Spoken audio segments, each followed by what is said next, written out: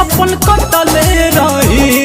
इहे बात सोची सोची जाता जीवा जरी, इहे बात सोची सोची जाता जीवा जरी। याद तोहर सतावे तो हम का करी, दर्द दिलावा में उठेला सुरहो घरी, दर्द दिलावा में उठेला सुरहो घरी।